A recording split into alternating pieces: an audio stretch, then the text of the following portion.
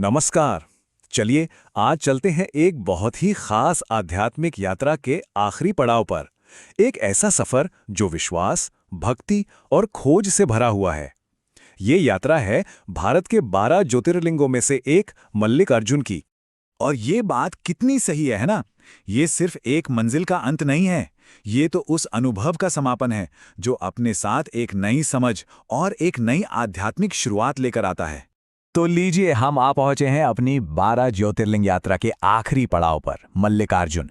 ये जगह अपनी कहानी और अपनी लोकेशन दोनों की वजह से एक बहुत ही खास जगह रखती है। मल्लिकार्जुन ज्योतिर्लिंग आंध्र प्रदेश के श्रीशैलम में है और यहाँ तक पहुँचने का जो रास्ता है ना, वो अपने आप में एक अनुभव है। ये सिर्फ एक तीर्थ यात्रा नहीं, बल्कि प्रकृति और भक्ति का एक कमाल का संगम है। अच्छा, तो यहाँ पहुँचे कैसे? देखिए, सबसे पास का एयरपोर्ट हैदराबाद में है और रेलवे स्टेशन है मार्कापुर रोड या कुरनूल। लेकिन अगर असली रोमांच चाहिए तो सड़क का रास्ता लीजिए। नलमाला के घने जंगल, घुमावदार पहाड़ी रास्ते, सच में यादगार सफर है। कहते भी तो हैं कि शिव तक जाने वाला हर रास्ता खूबसूरत होता है। जब कोई उन रास्तों से गुजरता है, साथ में कृष्णा नदी को बहते हुए देखता है और चारों तरफ सिर्फ हरियाली ही हरियाली, तो सच में ऐसा ही महसूस होता है मानो पूरी कायनात, पूरी प्रकृति खुद महादेव की रक्षा में खड़ी हो। और फिर उसी खूबसूरत नज़ारे के बीच अचानक घंटियों और मंत्रों की आवाज़ सुनाई देने लगती है और आप मंदिर परिसर में पहुंच जाते हैं। यहाँ आते ही एक अजीब सी, एक गहरी शांति महसूस होती है, क्योंकि ये जगह शिव और शक्ति का दिव्य संगम जो है।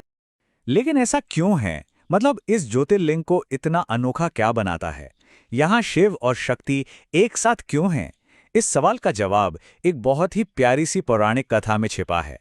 कहानी कुछ यूं है कि भगवान कार्तिकेय अपने माता पिता यानी शिव पार्वती से नाराज होकर क्रौंच पर्वत पर चले गए।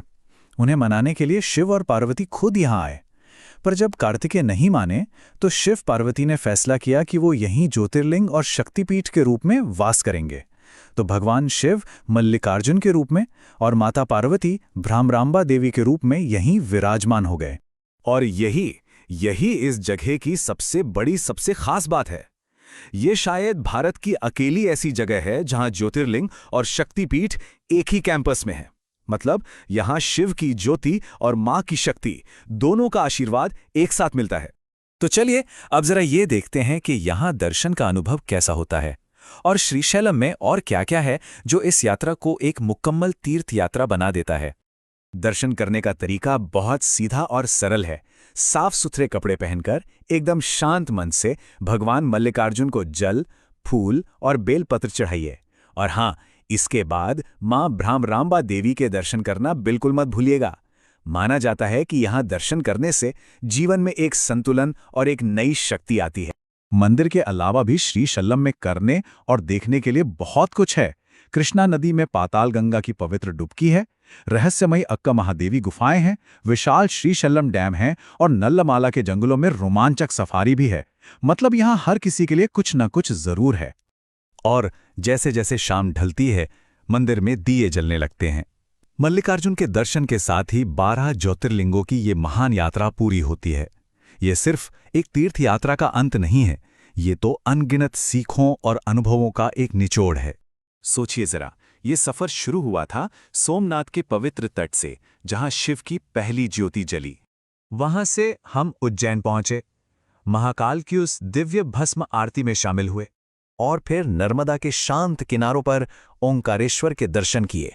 हमने हिमालय की गोद में केदारनाथ की वो मुश्किल चढ़ाई भी की, घने जंगलों के बीच भीमाशंकर को नमन किया और कामना लिंग वैद्यनाथ में अपनी अटूट आस्था रखी। हमने समंदर किनारे नागेश्वर का आशीर्वाद लिया और ऐसे ही कई पड़ावों से गुजरकर हर ज्योतिर्लिंग से मिले आध्यात्मिक अनुभव के बाद आज हम इस यात्रा को मल्लिकार्जुन में पूरा कर रहे हैं। और इसी के साथ 12 ज्योतिर्लिंगों का ये संकल्प पूरी तरह से सफल हुआ। ये एक ऐसा आध्यात्मिक अनुभव है जो ताउम्र साथ रहने वाला है। आखिर में ये पूरी यात्रा हमें बस एक ही बात सिखाती है कि शिव किसी एक मंदिर या मूर्ति में कैद नहीं है।